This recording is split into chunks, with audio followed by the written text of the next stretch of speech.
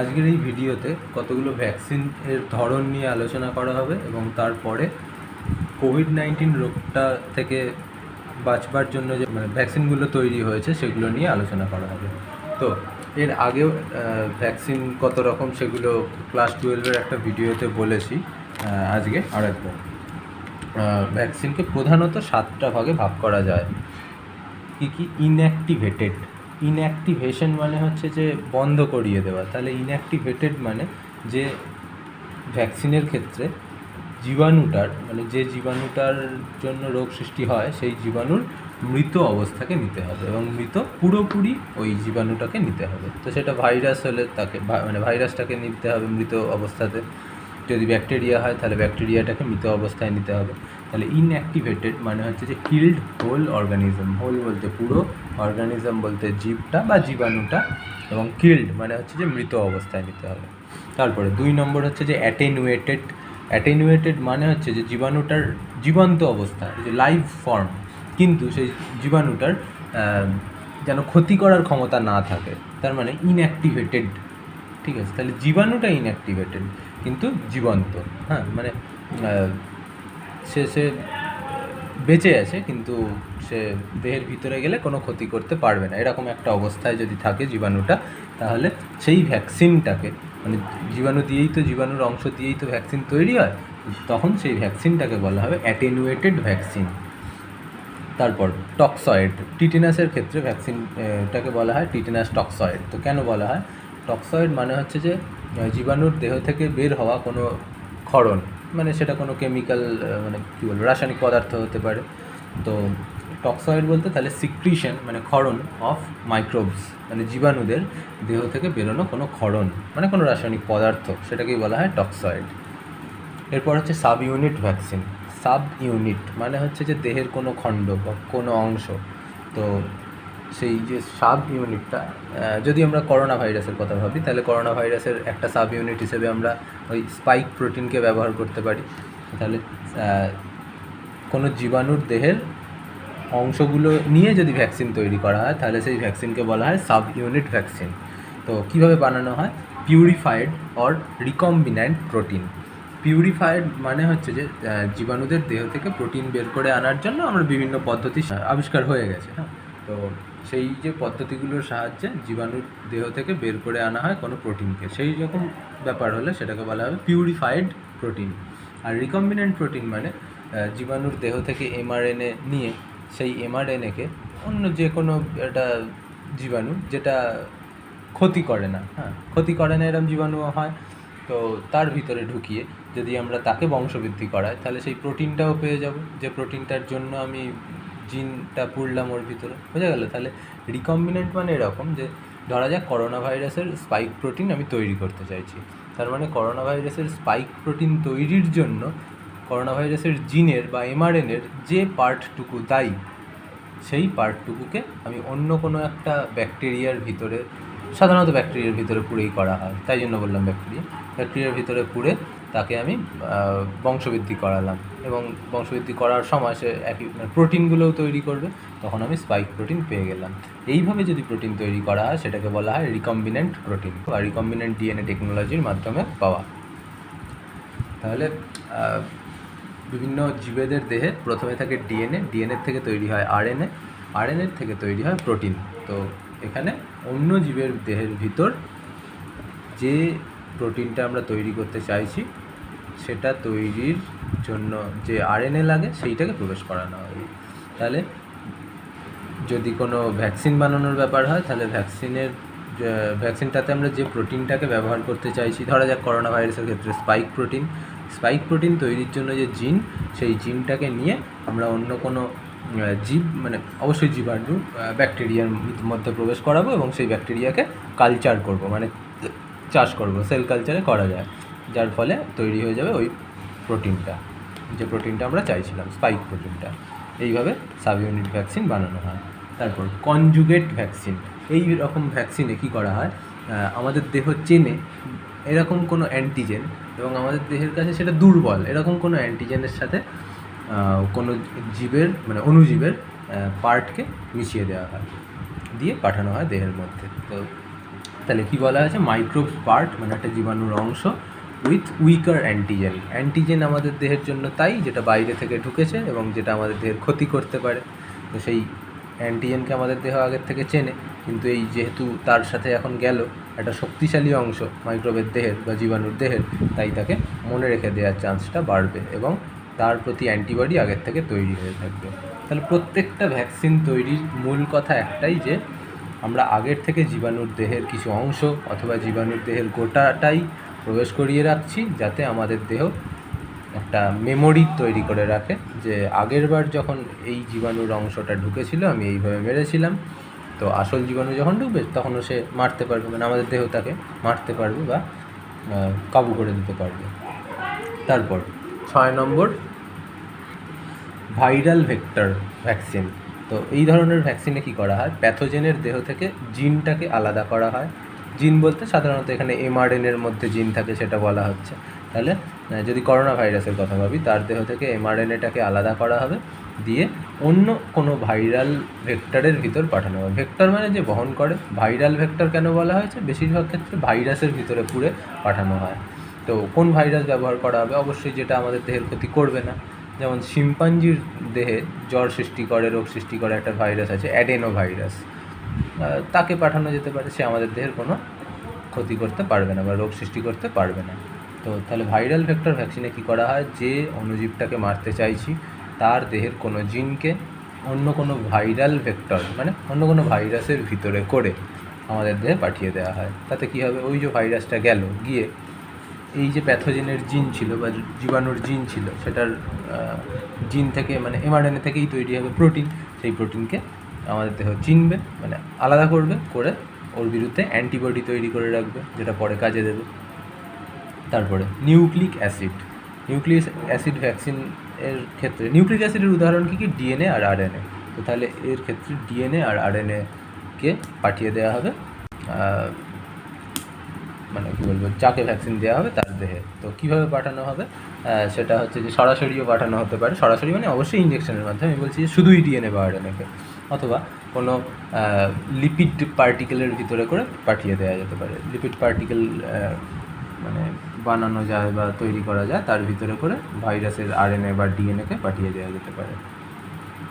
শুধু ভাইরাসই নয়, যে কোনো ব্যাকটেরিয়া ঘটিত রোগের ক্ষেত্রে যদি এরকম কিছু করা হয়, তারটা এইভাবে পাঠিয়ে দেওয়া যায়, অথবা শুধুই আমি আরএনএ বা ডিএনএকে পাঠিয়ে দিতে পারি।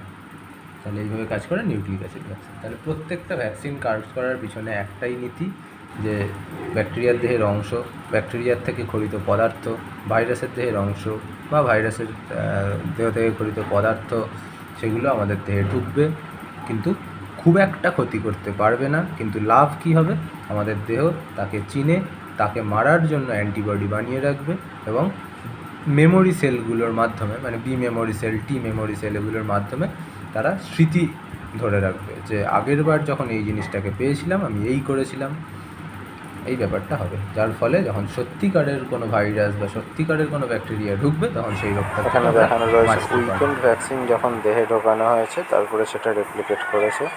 তারপরে ডিএনএ আরএনএ ভ্যাকসিনের ব্যাপারটা, তারপরে ভাইরাল ভেক্টর ভ্যাকসিন কীভাবে কাজ করে, আর এরপরে দেখানো রয়েছে প্রোটিন বেসড ভ্যাকসিন কীভাবে কাজ করে। তো কোভিড-19 যে ভ্যাকসিনগুলো, সেগুলো নিয়ে আলোচনা করা হবে। তার মধ্যে কিছু রয়েছে অথরাইজড বা অ্যাপ্রুভড হয়ে গেছে বিভিন্ন দেশের দ্বারা, মানে হচ্ছে যে হু তাদেরকে অনুমতি দিয়ে দিয়েছে যে সেই ভ্যাকসিনগুলো লোকদের, মানে মানুষজনকে দেওয়া যেতে পারে। আর কিছু ভ্যাকসিন, মানে সেটার সংখ্যাটাই বেশি আর কি, গবেষণা স্তরে রয়েছে, মানে হয়তো তাদের এখনও তৈরির বিভিন্ন প্রসেস চলছে, অথবা তাদের ক্লিনিক্যাল ট্রায়াল চলছে, অথবা নন ক্লিনিক্যাল ট্রায়াল চলছে, মানে মানুষকে দিয়ে দেখা, প্রথমে অল্প মানুষকে দিয়ে দেখা হয়, তারপর যদি দেখা যায় যে সমস্ত যে কী বলে সাইড এফেক্টগুলো সেগুলো খুব একটাও বেশি নয়, তারপরে এফিকেসি ভালো, মানে হচ্ছে যে অনেক লোককে রোগ থেকে মুক্ত করতে সাহায্য করছে, এরকম একটা ব্যাপার, তখন সেই ভ্যাকসিনগুলো মানে ইয়েতে কী বলবো, এমনি সাধারণ মানুষকে দেওয়া হয়। তো যে অ্যাপ্রুভড হওয়া 15টা ভ্যাকসিন, তার মধ্যে যেগুলো গুরুত্বপূর্ণ তাদেরকে নিয়ে একটু আলোচনা করব। তো প্রথমেই হচ্ছে যে কোভিশিল্ড ভ্যাকসিনটা আর অনেক নাম আছে। কোভিশিল্ড ভ্যাকসিনটার নাম হচ্ছে অ্যাস্ট্রাজেনেকাও হয়, মানে বলে অনেকে, তারপরে চ্যাডক্স ওয়ানও বলা হয়। তো এরকম অসংখ্য নাম রয়েছে। তো চ্যাডক্স ওয়ান হওয়ার কারণ কি, সিএইচ দিয়ে বোঝানো হচ্ছে এখানে শিম্পাঞ্জির দেহ থেকে পাওয়া এডি মানে অ্যাডেনো ভাইরাস, তাই জন্য CHAD। OX বলতে অক্সফোর্ড ইউনিভার্সিটি এই টিকাটার তৈরির সঙ্গে যুক্ত। অ্যাস্ট্রাজেনেকা হচ্ছে একটা টিকা তৈরির কোম্পানি, ঠিক আমাদের যেরকম সিরাম ইনস্টিটিউট যারা এই কোভিশিল্ড টিকা তৈরিতে সাহায্য করছে আর কি, মানে ওই অ্যাস্ট্রাজেনেকা আর অক্সফোর্ড ইউনিভার্সিটির সঙ্গে কোলাবোরেশনে মানে সহযোগিতাতে কোভিশিল্ড তৈরি করা হয়েছে, যার জন্য এটাকে অ্যাস্ট্রাজেনেকাও বলা হয় এবং চ্যাডক্স ওয়ানও বলা হয়। অক্সফোর্ডের জন্য OX, অ্যাডেনো ভাইরাসের জন্য AD, CH কেন শিম্পাঞ্জি, বা মানে শিম্পাঞ্জি বানানটা শুরু হয় CHIMPANZEE, তাই CH হলো। আচ্ছা, আর অ্যাডেনো ভাইরাসের টাইপ 1 যে মানে অ্যাডেনো ভাইরাস হচ্ছে যে শিম্পাঞ্জির একটা ভাইরাস, যেটা মানে শিম্পাঞ্জির দেহে সাধারণ জ্বর সর্দি কাশি তৈরি করে, কিন্তু আমাদের দেহের কোনো ক্ষতি করে না। তো এই ভ্যাকসিনটাকে কীভাবে বানানো হয়েছে না, এটা হচ্ছে যে অ্যাডেনো ভাইরাসের ভিতরে করোনা ভাইরাসের যে স্পাইক প্রোটিন রয়েছে, সেই স্পাইক প্রোটিন তৈরির জিনটাকে পুড়ে দিয়ে তারপরে আমাদের দেহে ঢোকানো হচ্ছে। তো যার জন্য নামে অ্যাডেনো ভাইরাসের ওই AD এসেছে। আর 1 কেন, অ্যাডেনো ভাইরাসের অনেক রকম টাইপ মানে বিভিন্ন ল্যাবগুলোতে তৈরি করা থাকে, হ্যাঁ, মানে কৃত্রিমভাবে আর কি। তো সেইখানে টাইপ 1টা ব্যবহার হয়েছে, তাই জন্য চ্যাডক্স 1। আচ্ছা, তো এটা কোথায় কোথায় ব্যবহার হচ্ছে? ইন্ডিয়াতে তো ব্যবহার হচ্ছেই, সারা মানে পৃথিবীর অনেক দেশেই ব্যবহার হচ্ছে, কিন্তু তৈরি মেনলি হচ্ছে ইন্ডিয়াতে, সিরাম ইনস্টিটিউট করছে, ইউকেতে অবশ্যই হচ্ছে, তাছাড়া ইউকের বাইরে কোরিয়াতেও হচ্ছে। তো সাউথ কোরিয়া এই ভ্যাকসিনটার জন্য মানে কী বলবো, এই ভ্যাকসিনটা তৈরির দায়িত্ব নিজেরাও নিয়েছে কিছুটা। এবার ব্যাপার থাকে যে অ্যাস্ট্রাজেনেকা যে জায়গায় যতটা পাঠাতে বলবে সেখানে ততটা একটু পাঠাতে হবে। তো যার জন্য এরকম শোনা যাচ্ছে যে ইন্ডিয়া থেকেও ভ্যাকসিন হচ্ছে যে রপ্তানি হচ্ছে। তো এই কারণেই যে সিরাম ইনস্টিটিউটকে বলাই আছে যে আমরা তোমাদেরকে প্রোটোকল বলে দেবো, ভ্যাকসিন তৈরির উপাদানগুলো যোগাবো, কিন্তু আমাদেরকে তৈরি হওয়ার পর ভ্যাকসিনের কিছু ডোজ আমাদেরকে দিতে হবে, এরকম একটা ব্যাপার থাকে। তো যার জন্য কোভিশিল্ডের এই ব্যাপার রয়েছে। আচ্ছা, আর তাহলে এটা কীভাবে কাজ করে না, এটা হচ্ছে অ্যাডেনোভাইরাস ভেক্টর, একটু আগে যে বোঝালাম ভাইরাল ভেক্টর ভ্যাকসিন, তার ভিতরে পড়ছে এই ভ্যাকসিনটা। এটা একটা অ্যাডেনোভাইরাস ভেক্টর ভ্যাকসিন, মানে অ্যাডেনোভাইরাসের ভিতরে করোনা ভাইরাসের স্পাইক প্রোটিনের জন্য, মানে স্পাইক প্রোটিন তৈরির জন্য দায়ী যে mRNA, সেইটাকে পুড়ে পাঠিয়ে দেওয়া হচ্ছে আমাদের দেহের মধ্যে। তাতে কি হচ্ছে, আমাদের দেহের ভিতরে এসে অ্যাডেনোভাইরাসের ভিতর থেকে ওই mRNA বেরিয়ে আসছে এবং mRNA থেকে প্রোটিন তৈরি হচ্ছে। এবার স্পাইক প্রোটিন তৈরি করার জিন থেকে স্পাইক প্রোটিনই তৈরি হবে, যার ফলে স্পাইক প্রোটিনগুলো আমাদের দেহে মানে আসছে এবং স্পাইক প্রোটিনকে দেখে আমাদের দেহ চিনছে এবং তার বিরুদ্ধে অ্যান্টিবডি তৈরি করে রাখছে, এবং একইভাবে বি মেমোরি সেল সেই স্মৃতিটা ধরে রাখছে যে এই আগেরবার এই যে স্পাইক প্রোটিন পেয়েছিলাম, আমি এইভাবে অ্যান্টিবডি দিয়ে কাবু করেছিলাম, অথবা আমি এই রকমের অ্যান্টিবডিটা ছেড়েছিলাম, সেইটা ওই বি মেমোরি সেল মনে রেখে দিচ্ছে। তো এইভাবে কাজ করে। আচ্ছা, তারপরে হচ্ছে যে কোভ্যাক্সিন হচ্ছে যে ভারত বানিয়েছে, এটা যেরকম ইউকে বানিয়েছে, ইউনাইটেড কিংডম, তো ঠিক সেরকম কোভ্যাক্সিন হচ্ছে যে ইন্ডিয়া বানিয়েছে। মানে অ্যাকচুয়ালি ইন্ডিয়ার একটা সংস্থা রয়েছে ICMR, যারা কোভিড বিধি নিয়ে মানে সব কিছু নিয়ে নির্দেশিকাগুলো জারি করে আর কি, যে রেমডেসিভির কখন দেওয়া হবে, প্লাজমা থেরাপি কখন করা হবে, ডোজ কে কত সপ্তাহ পর নেবে, ভারতের ক্ষেত্রে তারাই ঠিক করে। ICMR সম্ভবত পুরো নাম Indian council of medical research. আর হ্যাঁ, তো এই ICMR বলে যে সংস্থাটা একদম গভর্নমেন্ট বা সরকারি সংস্থা, তারা ভারত বায়োটেক বলে একটা ভ্যাকসিন তৈরির কোম্পানি আছে বা ওষুধ তৈরিরও, তাদের সাথে কোলাবোরেশনে তৈরি করেছে এই কোভ্যাক্সিনটা।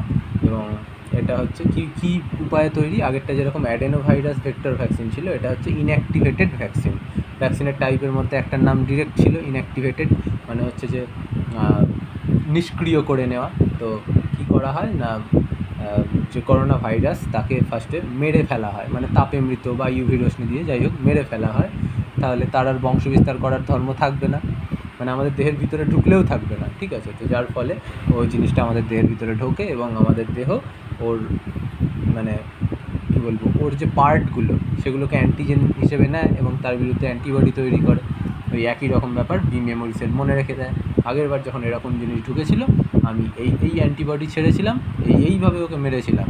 তাই জন্য পরে যখন সত্যিকারের করোনা ভাইরাস ঢুকবে তখন ওইভাবেই আমাদের দেহ কাজ করবে এবং আমরা রোগটাকে সহজে জয় করে ফেলবো। বেশিরভাগের ক্ষেত্রে সিমটমই দেখা যাবে না, কোনো লক্ষণই দেখা যাবে না, এই ব্যাপারগুলো হবে।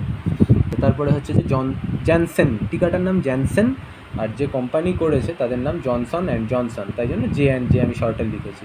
তো এই টিকাটার একটা খুব সুবিধা রয়েছে, এই টিকাটা হচ্ছে যে 1 ডোজের টিকা, কোভিশিল্ড 2 ডোজ, মানে 2খানা ডোজ নিতে হবে। যদি আজকে একটা ডোজ নেওয়া হয় তারপরে আমাদের দেশ এখন ঠিক করেছে যে আবার 8 সপ্তাহ পরে আর একটা। তো এরকমভাবে কোভ্যাক্সিন কিছুদিন অন্তর আবার ডবল ডোজ, মানে সেকেন্ড ডোজটা নিতে হবে, যেটাকে বুস্টার ডোজ বলা হয়, যেটা ইমিউনিটি আরও বুস্ট করে দেয়। বুস্ট করা মানে আরও বাড়িয়ে দেওয়া। আচ্ছা, এবার জ্যানসেনের যে টিকাটার কথা বললাম সেটা হচ্ছে যে সিঙ্গেল ডোজের, মানে একবার ভ্যাকসিনটা নিলেই হবে, আমাকে সেকেন্ডবার আর নিতে হবে না। আচ্ছা, এটা কারা বানিয়েছে? এটা বানানোর পিছনে হাত রয়েছে নেদারল্যান্ডের, শর্টে NED লিখেছি, US মানে ইউনাইটেড স্টেটসের। তো এই ভ্যাকসিনটা কীভাবে এটা হচ্ছে যে ভাইরাল ভেক্টর ভ্যাকসিন অবশ্যই, এবং নন রেপ্লিকেটিভ, মানে ভাইরাসটা গিয়ে দেহের ভিতরে রেপ্লিকেশন করবে না, এরকম ভ্যাকসিন। তো হ্যাঁ, স্বাভাবিক, ওটাও তাই ছিল। আচ্ছা, তো এরকম ধরনের ভ্যাকসিন। তারপরে রয়েছে স্পুটনিক ভি, মানে এটা রাশিয়ার একটা তৈরি ভ্যাকসিন। তো এটাও হচ্ছে যে ওই অ্যাডেনো ভাইরাস ভেক্টর ভ্যাকসিন, যে কোভিশিল্ডটাও যেরকম ছিল। এবার ব্যাপারটা আলাদা কি, এই যে স্পুটনিক ভি আর কোভিশিল্ডের মধ্যে পার্থক্যটা কী আছে? আমি বললাম যে অ্যাডেনো ভাইরাসের যে টাইপটা দেওয়া হয়েছিল সেটা ছিল 1, তাই জন্য ওই যে চ্যাডক্স 1 বলা হচ্ছিল।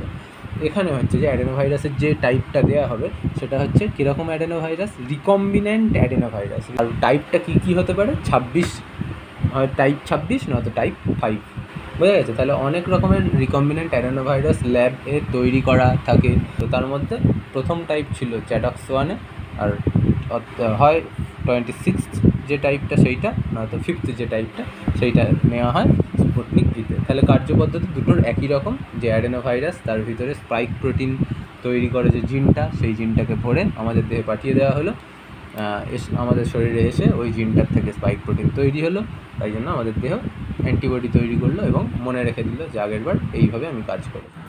আচ্ছা, এবার আগের হচ্ছে যে 4খানা ভ্যাকসিনের কথা বলেছিলাম, এবারে হচ্ছে যে আরও 6খানা, যে 15টা ভ্যাকসিন এখনও অবধি অ্যাপ্রুভড, তার মধ্যে মোট 10টা নিয়ে আলোচনা করা হচ্ছে।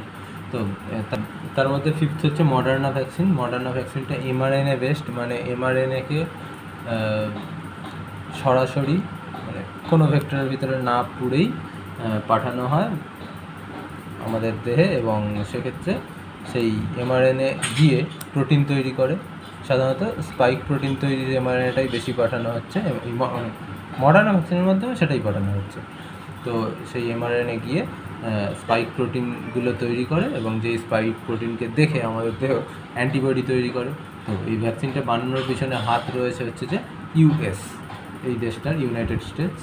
তো মডার্না ভ্যাকসিন নাম কেন হয়েছে? কোম্পানির নাম মডার্না, সেই কারণে। আচ্ছা, এরপর এই ভ্যাকসিনটা আমাদের এইখানে কাজ করবে না, আমাদের এখানে এখনও অবধি অ্যাপ্রুভড হয়েছে বা হবে করছে ওই আগের যে 4খানা ভ্যাকসিনের কথা বলা হলো সেই 4টে, কোভ্যাক্সিন, কোভিশিল্ড, স্পুটনিক ভি, আর হচ্ছে যে আর একটা ছিল জনসন অ্যান্ড জনসন। পরের ভ্যাকসিনের নাম হচ্ছে কোমিরনাটি অথবা ফাইজার। তো এই ভ্যাকসিনটা একটা mRNA বেসড ভ্যাকসিন। এটা মাল্টি ন্যাশনাল, মানে অনেক দেশেরা একসাথে মিলে বানিয়েছে বা কোলাবোরেশনে বানিয়েছে, এবং এক্ষেত্রে কোম্পানিটার নাম হচ্ছে যে ফাইজার। তাহলে উচ্চারণ ফাইজার নয়, ফাইজার। তো যার জন্য ভ্যাকসিনের নামও ফাইজার ভ্যাকসিন অথবা ওই কোমিরনাটি ভ্যাকসিন। আচ্ছা, এবার 7 নম্বর স্পুটনিক লাইট, আগে ছিল স্পুটনিক ভি, এবার হচ্ছে স্পুটনিক লাইট। এটাও অ্যাডেনো ভাইরাস বেসড ভ্যাকসিন, মানে অ্যাডেনো ভাইরাসের ভিতরে করোনা ভাইরাসের যে জিন স্পাইক প্রোটিনের সেটাকে পুড়ে পাঠানো হয়। এটাও সেম রাশিয়া বানিয়েছে। তো কিছু হয়তো আলাদা পার্থক্য তো রয়েছে, যার জন্য স্পুটনিক ভি ওটা, এটা স্পুটনিক লাইট।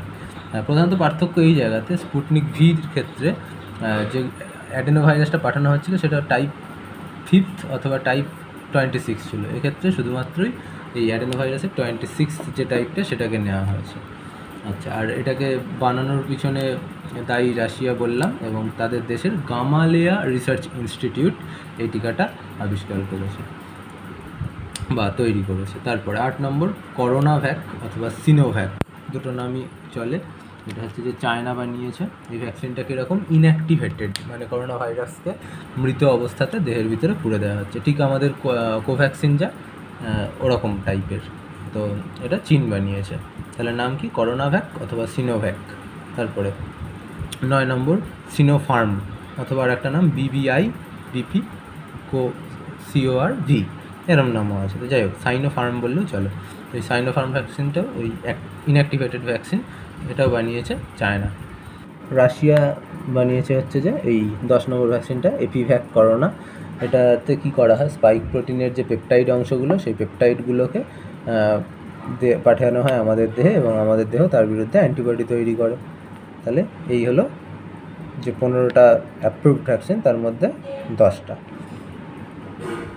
পরের ভিডিওতে তাহলে আলোচনা করব ভ্যাকসিনগুলোর এফিকেসি কতটা, কোনটাকে কত ডিগ্রি সেলসিয়াসে রাখলে ভালো থাকবে, এই সমস্তগুলো নিয়ে। এফিকেসি মানে কার্যকারিতা।